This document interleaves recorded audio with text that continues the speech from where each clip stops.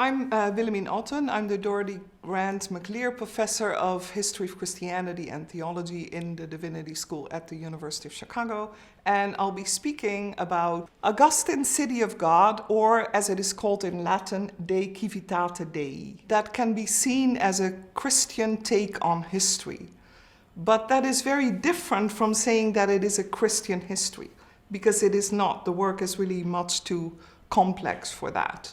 The audience to which it speaks is actually hard to define and has changed over the centuries. I think it was immediately important for his contemporaries, both Christians but also Roman citizens who might be interested in Christianity. An interesting example is the Emperor Charlemagne around 800, who unified kind of Europe, Western Europe, who is very interested in history and liked to have Augustine's City of God read to him because he liked history, but also because of the title, the City of God, which was a model for his empire, which he aspired to. It's been popular as a work because of its encyclopedic nature. There's lots to be found in it about Roman history, much of which we only know through Augustine, so he's an important source. Of course, it's been important for views of politics in a Christian context, but it's also actually interesting to say what it has not been. It has not been and never been a model for church history. Augustine doesn't allow for such schematic applications, I would say. So in that sense, it's been a work that has been idiosyncratic. I think will always be idiosyncratic and can't really be pinned down as belonging to one particular community. Not even exclusively Christianity, I would say. The occasion for its composition is the sack of Rome by Alaric and the Visigoths in 410. And that was a major blow to the Roman Empire, which since the conversion of the Emperor Constantine in 312 had been a Christian empire. Augustine's City of God has been called and is an apology in the sense that when Rome was sacked by the Visigoths, the reaction was that maybe the reason for this to happen was that Rome had gone into decline because it had become Christian. Right? So Christianity was attacked. And Augustine writes an apology as a defense of Christianity. In fact, he does say things like, things could have been worse because the Goths who attacked Rome, who sacked Rome, were Arian Christians that was not perceived as Orthodox. And they spared, for instance, pagans also who sought refuge in Christian churches. And you have to imagine that the sack of Rome was also really a blow for many Christians. Jerome, an important contemporary of Augustine, also saw this as the death blow to Christianity, basically. I've sometimes compared it in today's world to the bombing of the World Trade Center. What an enormous impact that had. And for the first time, the Western world was proven to be vulnerable.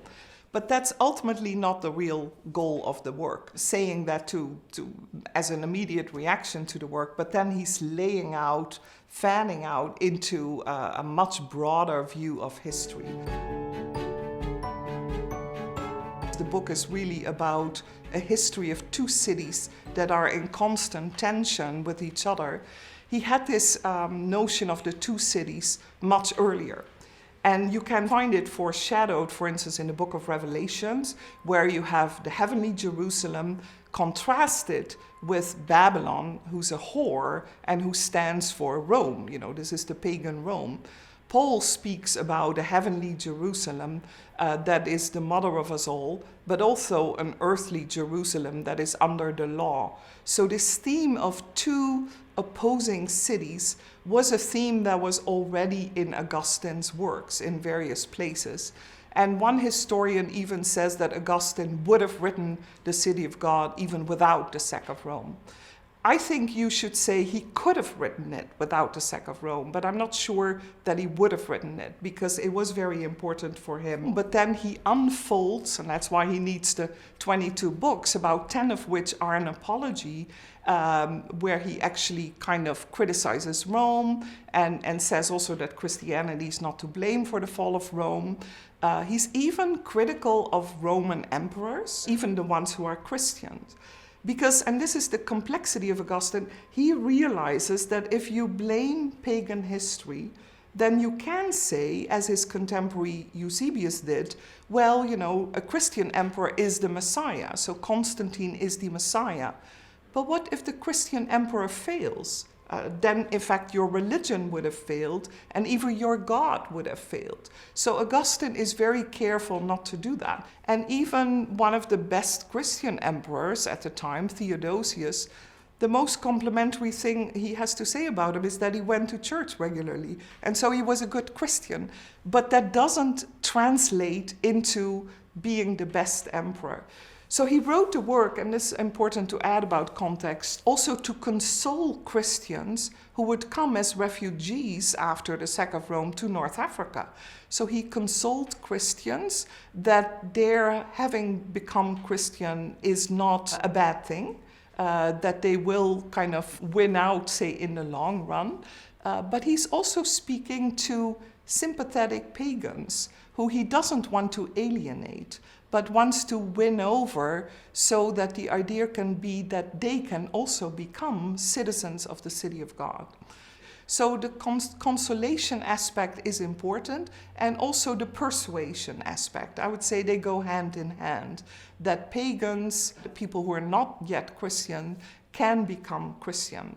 And that's also why it's important for him to speak to the role of Jesus Christ, who in Augustine is always called a mediator, in the sense that he connects God and humanity, but also in terms of the two cities, connects the earthly and the heavenly realm.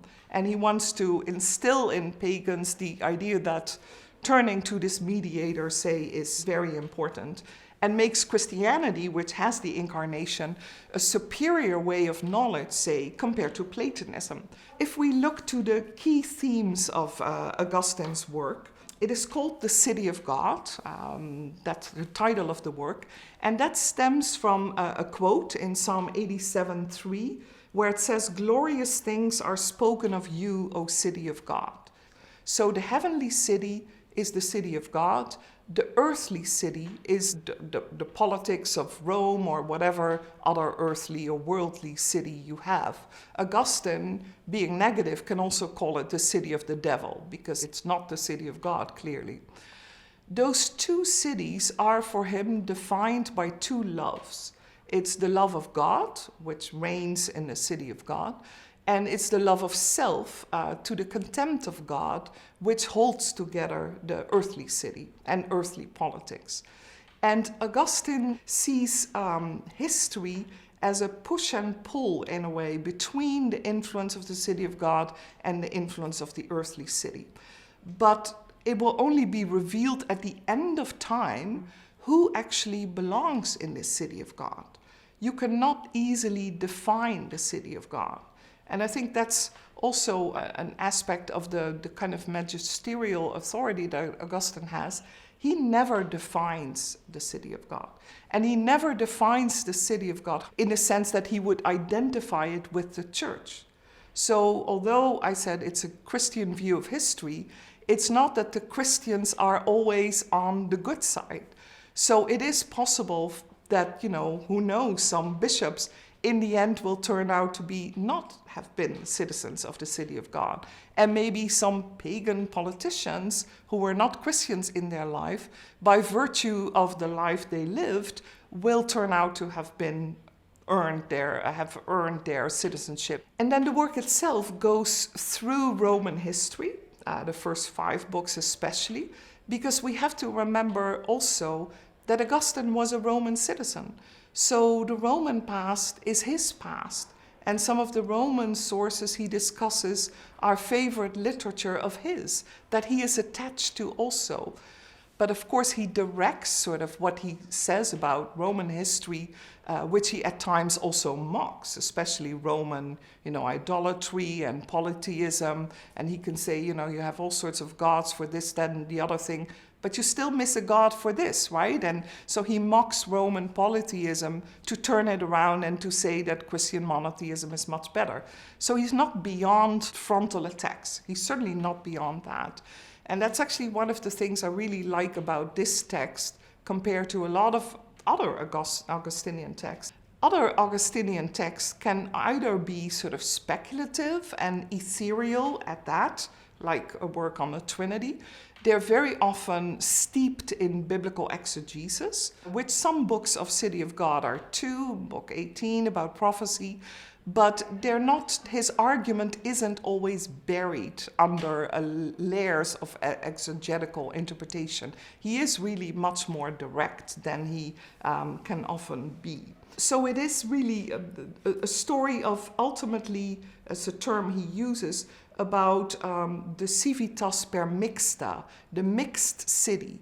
Because since the city of God and the earthly city, and who belongs in one and who the other, are not defined and not separated in this life, we live in a mixed city in which we all, certainly the Christians, have to try to live according to the standards of the city of God, but we cannot be sure. And living in this mixed city puts us in a difficult situation.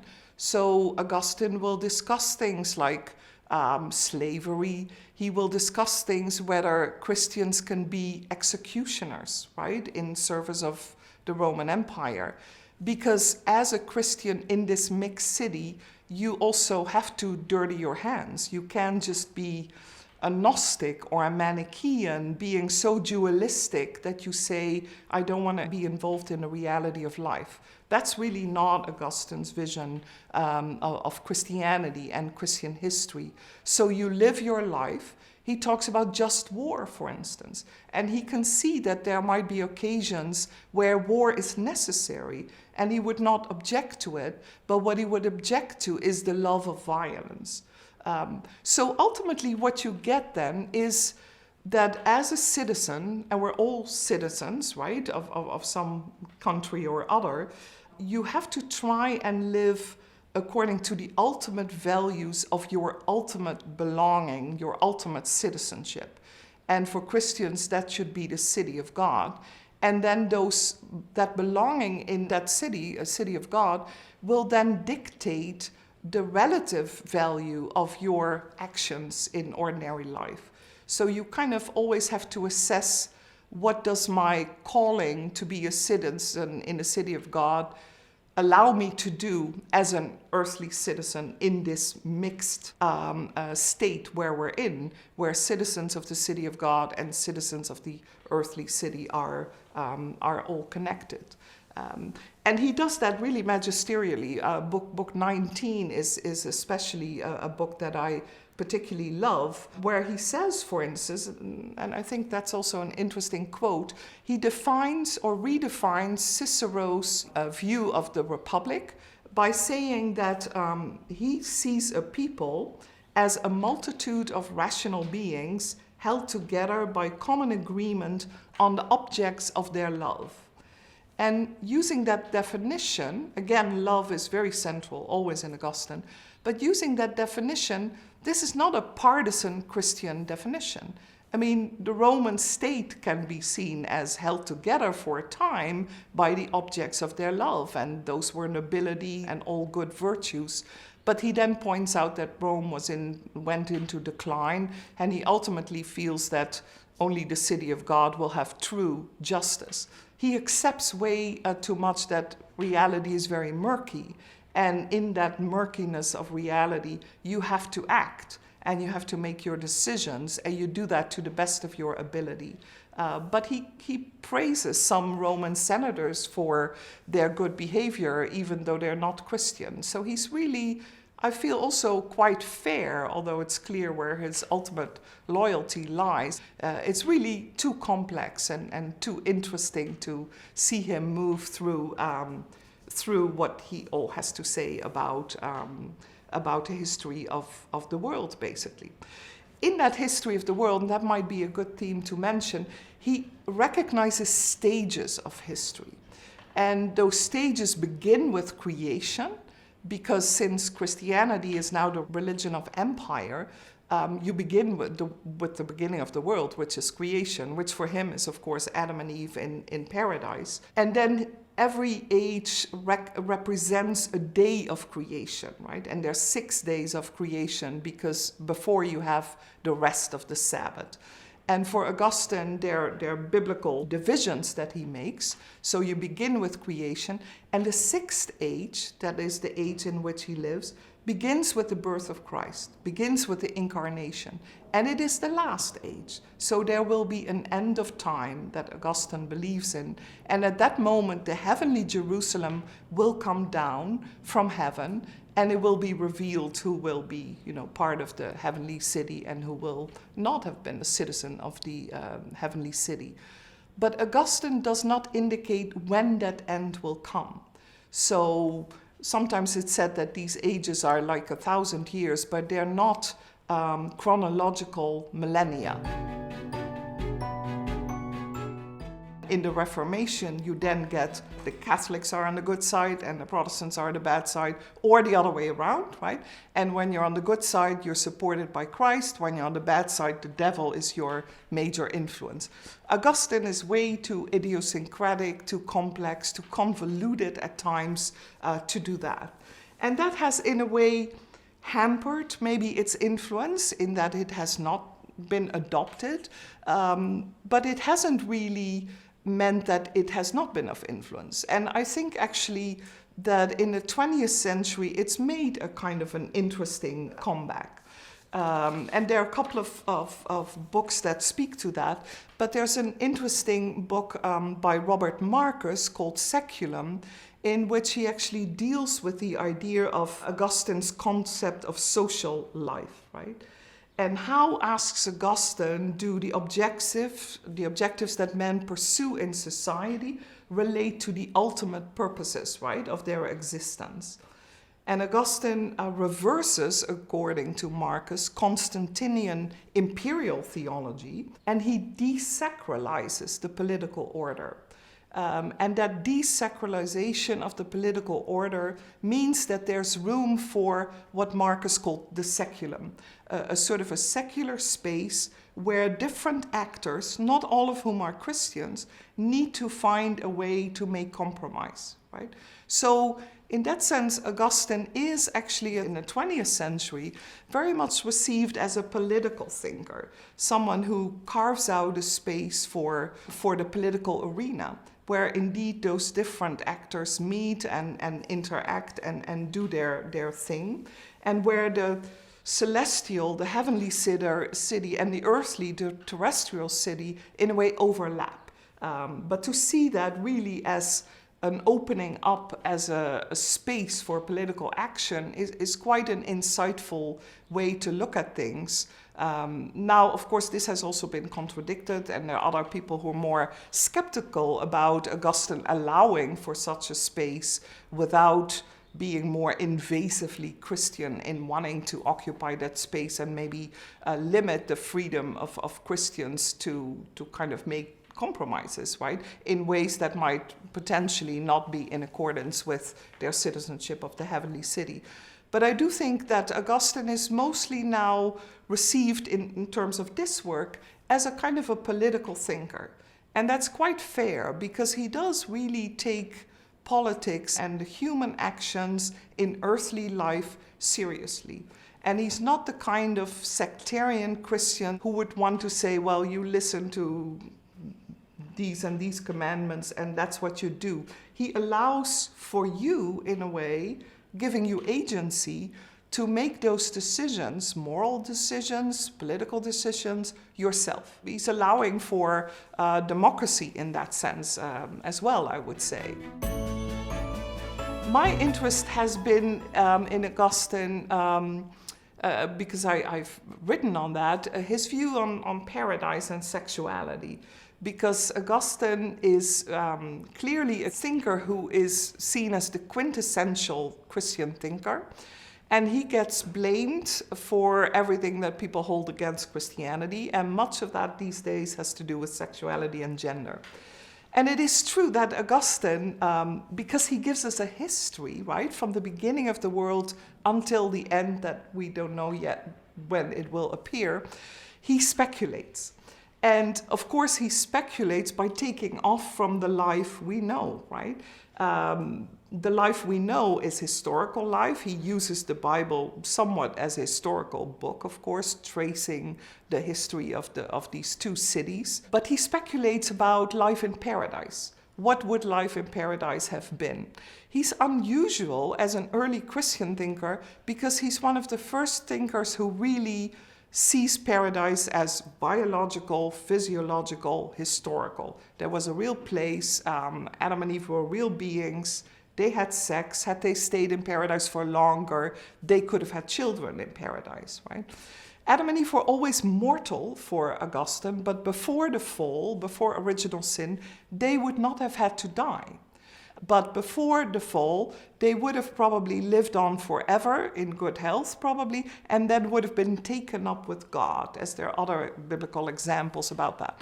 But then they died, of course, and that's why they didn't stay for paradise for long and didn't have children there. But Augustine speculates about what sexuality would have been before the fall, and this is actually slightly funny. He thinks of an ideal person, very much following Cicero in this, as a passionless person, a person in control of their passions. And so sexuality before the fall was being in control of your passions. So moving your genitals the way I can move my arm and make a gesture, it's all intentional. And that leads to kind of awkward views of sexuality. The same he does at the end of life when he thinks about the afterlife, where people would still have their genitals and everything because there's a resurrection of the body for Augustine, as for other Christians as well. But they wouldn't have sex, but it would be weird if they wouldn't have their genitals, say. So, but Augustine gets criticized for that position, especially the passionless sex before the fall, as if he can't enjoy sexuality. But for Augustine, and I've given this a great deal of thought, I think he seizes on sexuality because he wants to find something that draws all of humanity together. And if he had, say, chosen rationality, then, some people are smarter than other people. You would have a standard that would not be as universal. But sexuality is a universal human thing, and I think that's why for him, what he calls later concupiscence, the idea of sexual passion, becomes a mark, more a spiritual mark, I should say, than a physical one, of original sin, of the fall. So that's why so much hinges on sexuality in Augustine. But in recent work that I've done, I've also seen something else that is at stake for him in thinking about paradise. Because for him, life or history is sort of a journey. It's a trajectory. And the term that he will use is pilgrimage. We're all pilgrims. We're on a journey. And I think it's very important for him to set up Adam and Eve in the way that they have a kind of relationship that will be a model for all those pilgrims going through life. Augustine, just as he's the first one to really historicize paradise, he's also the first one in this and other works to really take marriage seriously. Other early Christian thinkers all see the ascetic life as ideal, for men and for women. Augustine does not, because he thinks it's unsustainable. In the end, he himself leads an ascetic life, but I think that's very much a personal choice that he feels goes with his status as a priest and a bishop later, but I don't feel he needs to impose that. I think for him, marriage is sort of the best way of life for the most people, and that's why he promotes it. And for instance, in thinking about the fall, very many early Christian thinkers blame Eve for the fall, because Eve has been tempted by the serpent, she's been deceived, and then she deceives Adam, so she is the one that really should be blamed for this. An early Christian thinker like Tertullian thinks that all women should put ashes on their head because through Eve and through them, death came into the world, right? Not Augustine. Augustine blames Eve and Adam equally. Eve was deceived by the serpent, but Adam should have obeyed God more than listened to his wife. So Augustine is actually quite unusual in being so positive about marriage. He has an early work before this called On the Good of Marriage, in which he sees friendship as the central ingredient of marriage. Later, he does become more, traditional, patriarchal. And he would say, well, if God, this is in a Genesis commentary, if God had wanted to create a friend for Adam, he would have created a second man. But still, it doesn't mean the end of friendship, because he's very aware that Adam and Eve are sort of companions in marriage. And I think also why marriage is important is that he sees it as a sustainable model of life for people going on this pilgrimage that their life is. And there is a biblical model for that, Adam and Eve, and there's not a similar biblical model for asceticism. There really isn't a kind of a founding trope why you should be ascetic. People maybe say Jesus, but not everybody can be Jesus, although Christian life can be seen as following Christ. It would be presumptuous to say that everybody should lead the life of Christ himself, right? Augustine says he still values virginity a little bit higher than marriage, and he would say, virgins can follow Christ by following in his footsteps, and married people cannot because they're married. But there's only a relative hierarchy for Augustine. For him, marriage is really the founding trope, and I find that really unusual. And I also find it unusual, back to Sexuality in Paradise, that I found by reading this text again closely in the fall, that he says that Adam and Eve were not perfectly happy in paradise, which goes against our idea of paradise as this sort of perfect playground of uninhibited sex or what have you. Augustine says they were uncertain of their destiny. They still had to start that journey of life, going on that pilgrimage. So he does not think that paradise is the place of ultimate happiness in all respects. He's aware that he's creating this founding kind of a model that then needs to sustain him throughout all these books. So my fascination has been really with Augustine on gender, where I find him very much better than a lot of other early Christian thinkers, and again, more realistic, doing away with earlier allegories of paradise, which were very Platonic, were very complicated to buy into, because you had to buy into all sorts of philosophical presuppositions. None of that in Augustine. It's a clean start with Adam and Eve, and then you go from there through life. So one is the book Saculum by Robert Marcus that I mentioned, where he really goes through Augustine's City of God. It's really a wonderful work, published in 1970. It's now quite old. Marcus is a fine scholar who wrote more on Augustine, wrote on Gregory the Great, so wrote about this period of late antiquity. And it's a fine work, and this view that Augustine creates this space for politics is quite unique and quite wonderful, although it has been, the subject of debate, for sure. Another book that I want to mention is Augustine and the Limits of Politics by Jean Bethke-Elshtain, who was a professor in the Divinity School.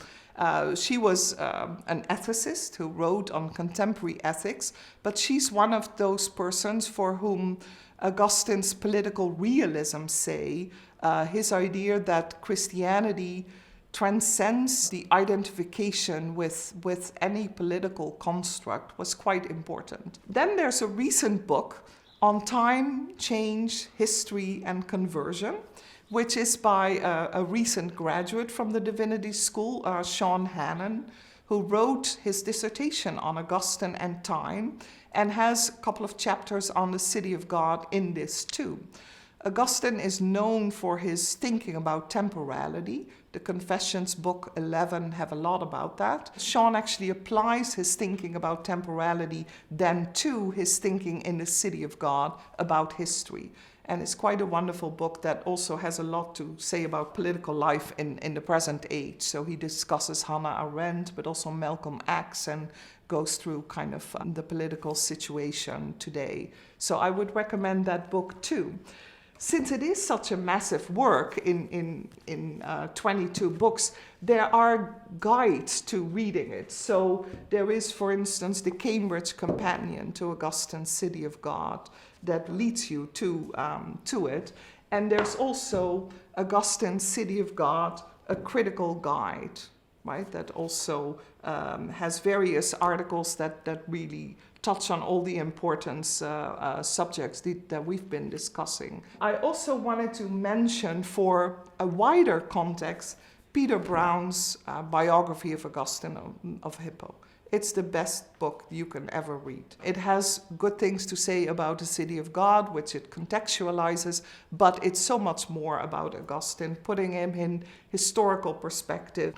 And finally, I wanted to mention this. I have been an editor with a colleague, Carla Pomman, on a 3-volume work. I only brought the first volume, which is also the slimmest. The other ones are bigger, called The Oxford Guide to the Historical Reception of Augustine. It's in 3 volumes. It has introductory chapters on the periods of history in which Augustine was read, introductory chapters on Augustine's individual works and their fortune in history, and then it has encyclopedic entries. So, for instance, there is an entry on the City of God, which deals with many of the themes we've been discussing. But we thought it was quite a timely work because Augustine is so all-pervasive, and you come across him so often that people sometimes don't know the difference between what Augustine says and what other people say about Augustine, and conflate the two.